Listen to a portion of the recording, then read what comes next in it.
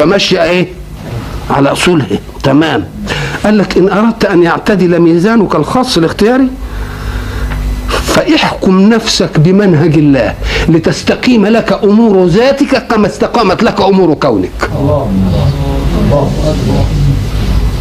اقرأ ان شئت قول الله في سورة الرحمن أعوذ بالله من الشيطان الرجيم بسم الله الرحمن الرحيم.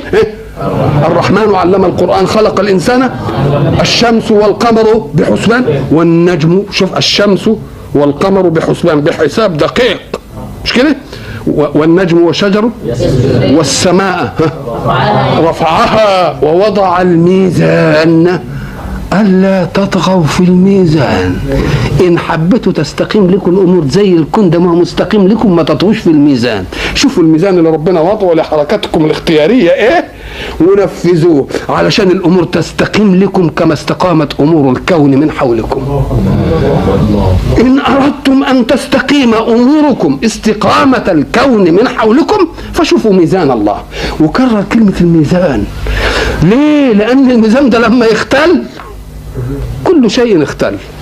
والسماء رفعها ووضع الميزان ألا تطغوا وأقيموا الوزن بالقسط ولا تخسروا الميزان. يبقى إذن الحق سبحانه وتعالى جعل من ثبات نظام الكون حول الإنسان في الأمور التي لا تدخل تحت قدرته ما يشجعك على أن الذي خلق وقلنا قدر فهدى هو الذي قدر لك المنهج بيفعل ولا تفعل. فإن أردت أن تستقيم لك أمور ذاتك مع نفسك فخذ منهج الله لأنه قدر فهدى مرة قسرا في الجماد وفي النبات وفي الحيوان وفي الإنسان في غير ميدان الاختيار. فإن أردت أن تستقيم لك الأمور كاستقامتها في الكون حولك فخد العهد اللي ربنا مديه لك لأنه هو قدر فهدى وبرضه هداك هداك للاختيار وقال لك اعمل كذا ولا تعمل كذا ودلك على كذا. يبقى جعل لك هداية قسرية ليصلح بها نظام الكون حولك وجعل لك هداية اختيارية. ليه؟ لأنه أراد منك أن يكون لك شيء من الاختيار لتقبل على الله إن أقبلت بحب لا بقهر. هو كان يغضب ما يخليش ولا واحد يستطيع أن يكفر به. واحد يجي يقول ما فيش إله يروح خرسه وتنتهي المسألة، إنما مش عايز كده. ثبتت له صفات القهر في كل ما خلق من ملك وملكوت، وبقي أن تثبت له صفات المحبوبية أنه محبوب ولذلك أنا أؤمن به وأنا مختار أن لا أؤمن. وأنا مختار أدي معنى كلمة اختيار لأنه يحب أن يجد من الناس من يقدر نعمته عليهم فيقبلون عليه وعندهم استعداد أن لا يقبلوا. عندهم استعداد. إنما اللي واخدهم بالقهر طب ما هو واخد الملائكة بالقهر مش كده؟ هل يستطيعون المعصية؟ ما يستطيعوش. إنما الحق سبحانه وتعالى يريد أن يستكمل كل شيء بأن فيه خلق يحبونه فيقبلون على الإيمان به وعندهم اختيار في أن لا يؤمنوا به. بس الاختيار ده بقى حكموا بمنهج قال لك افعل كذا وافعل كذا علشان يستقيم لك يستقيم أمر الحياة لك. تعال بقى يفسدون في الأرض في ميدان اختيارهم في واحد يفسد ومعتقد انه بيفسد. مثل هؤلاء ترجى لهم توبة. انما الذي يفسد ويقول انا مصلح هذه الخيبة اللي في الكون. قل هل انبئكم بالاخسرين اعمالا الذين ضل سعيهم في الحياة الدنيا وهم يحسبون انهم يحسنون صنعا. هذه الخيبة. واذا قيل لهم لا تفسدوا في الارض مش بس كده قالوا ده احنا مصلحين. شوف انتقلوا كم كذبه انما نحن الا انهم هم هم المفسدون الفساد الكبير.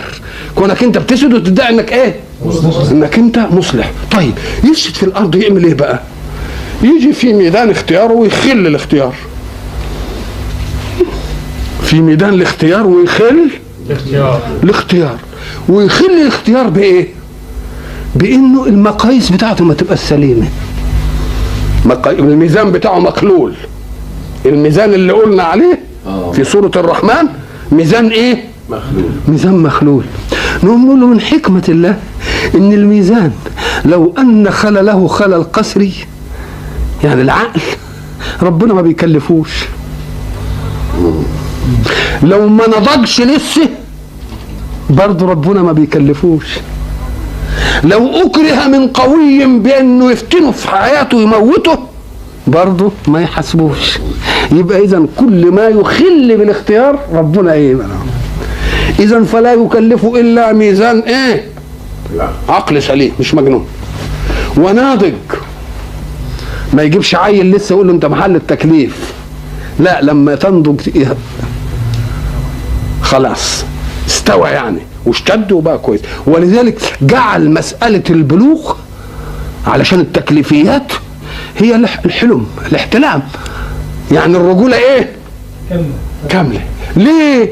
لأنه لو كلفه قبل ذلك ثم ظهرت في جسمه هذه الظاهرة في نفسه يقول لك أنا آمنت ولا كانتش دي موجودة، يبقى الإيمان بقى لسه فيه كلام هنرجع فيه. لا، ما مش هنكلفك إلا لما إيه؟ تكتمل كل شيء عندك. لما يكتمل كل شيء عندك يجي إيه؟ يجي التكليف. يوم أنت تيجي بقى في ميزان الاختيار وتقول اللي خلاني قال لي إيه؟ افعل ولا إيه؟ ولا تفعل. فيأتي الفساد في نقل مجال افعل في لا تفعل، ومجال لا تفعل افعل. يبقى ايه؟ مضاد ده اللي قال لك افعلوا ما تفعلوش. يبقى اذا انت برضه بين الفعل وعدمه، انت بين الفعل وعدمه. الخلاف بينكم في نسبة الفعل، أهي نسبة إيجاب أم نسبة سلب؟ هو قال لك صلي إيجاب الصلاة، أنت بتعملش إيه؟ ما بتصليش. تبقى إيه؟ نقلت الإيه؟ الإيجاب والسلب. طب قال لك مثلا لا تشرب الخمر، نهى فشربت، تبقى نقلت إيه؟ مجال افعل حطيته في لا تفعل، ومجال لا تفعل حطيته في ايه؟ يبقى اذا كل فساد في الكون من نقل مجال الى مجال، من نقل مجال افعل في لا تفعل، ومجال لا تفعل في افعل. اهو ده يجي منه الايه؟ الفساد. والذي لم يرد فيه افعل ولا تفعل مباح، إن فعلته صلح الكون وإن لم تفعله صلح الكون ولا يتأتى منه فساد أبدا. تفعله زي ما تفعلوش قد بعضها. إذن فالفساد في الأرض إنما يكون في الأمور الاختيارية اللي لها بدائل.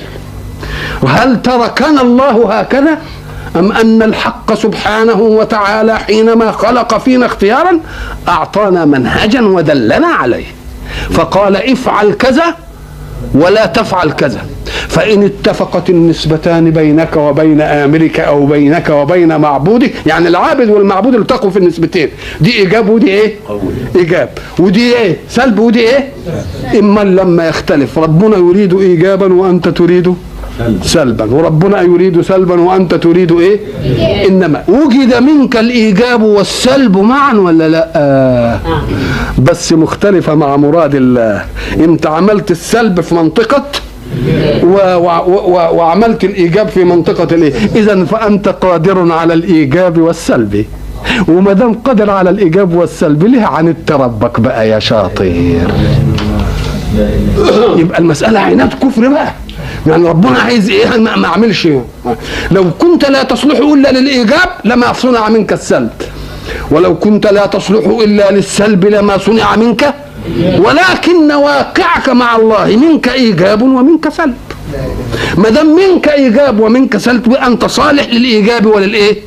فلماذا جعلت صالحك في الايجاب والسلب مضاد لصالح الله في الايجاب والسلب؟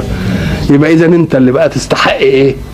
اذا فالفساد في الارض ينشأ من نقل مجال افعل الى مجال ومجال لا تفعل في مجال افعل. اما الامر الذي لم يرد فيه افعل ولا تفعل فلا يفسد الكون بأن تفعل أو لا تفعل.